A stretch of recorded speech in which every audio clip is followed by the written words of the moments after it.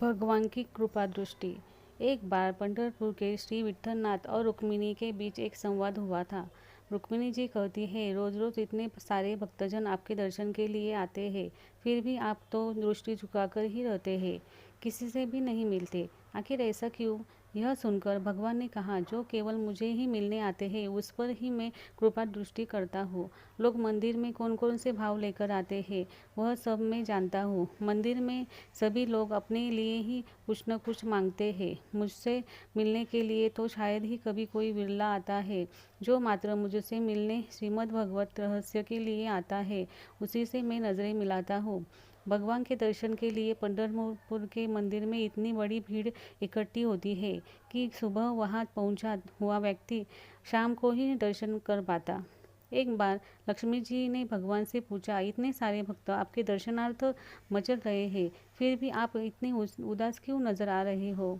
भगवान ने कहा, ये जो आए हैं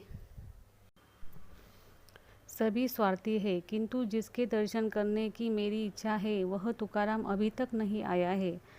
अब इधर तुकाराम बीमार थे।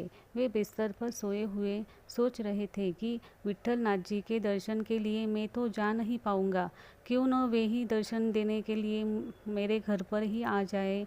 प्रेम अनन्य और परस्परावलंबी है होता है। भगवान ने लक्ष्मी जी को कहा, तुकाराम बीमार होने से इधर आ नहीं सकता, तो चलो हम ही उसी के घर चले। लाखों वैष्णव पंढरपुर के मंदिर में विट्ठलनाथ जी के दर्शन के लिए उमड़ रहे थे और विट्ठलनाथ जी तो जा पहुंचे हैं तुकाराम के घर पर। जिस प्रकार सच्चा वैष्णव ठाकुर जी के दर्शन के लिए आतुर होता है, उसी प्रकार सच्चे भक्त के दर्शन के लिए भगवान भी आतुर होते हैं।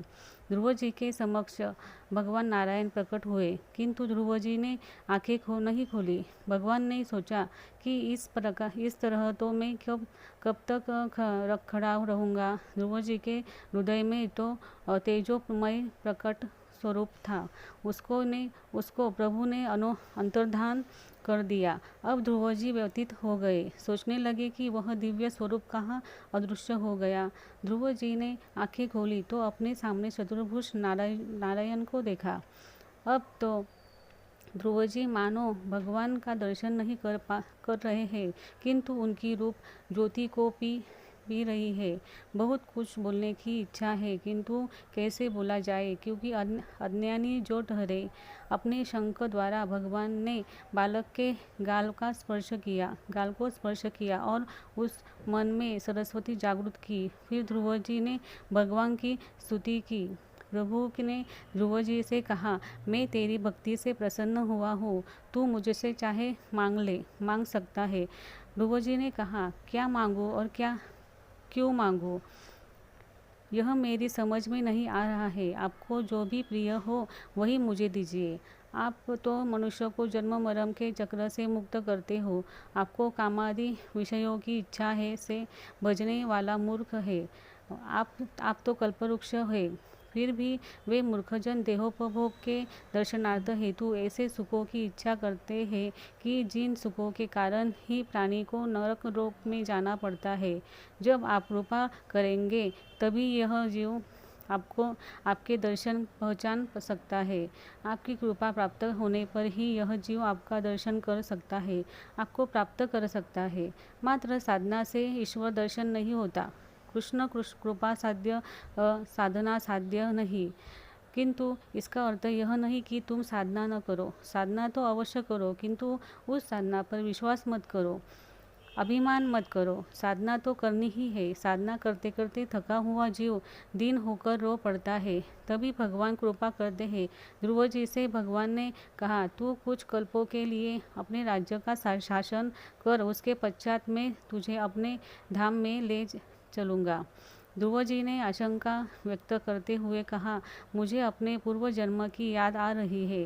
राजा रानी के दर्शन से मेरा मन विचलित हुआ था, अंततः मुझे यह जन्म लेना पड़ा। अब तो राजा बना तो फिर रानियों की माया में फंस जाऊंगा और असावधान हो जाऊंगा। मैं राजा नहीं बनना चाहता। प्रभु ने कहा, तू चिंता न कर, ऐसा कभी नहीं होगा। तेरी राजा बनने की इच्छा न हो तो इच्छा न हो तो भी मैं तुझे राजा बना देखना चाहता हूँ। यह माया मुझे तुझे प्रभावित नहीं कर सकती।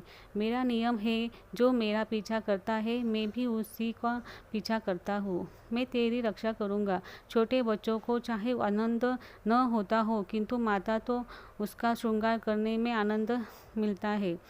मैं जगत को यह दिखाना चाहता हूँ कि जो व्यक्ति मेरा हो जाता है उसे लौकिक और अलौकिक दोनों प्रकार के आनंद प्रदान करता हूँ। मैं अपने भक्तों को अलौकिक सुख के साथ साथ लौकिक सुख से भी लाभान्वित करता हूँ। शबरी और मीरा जैसा अटल भक्तिभाव होने पर भगवान कहते हैं कि मैं रक्षा करता रहूँगा। जीव की रक्षा भगवान स्वयं करते हैं।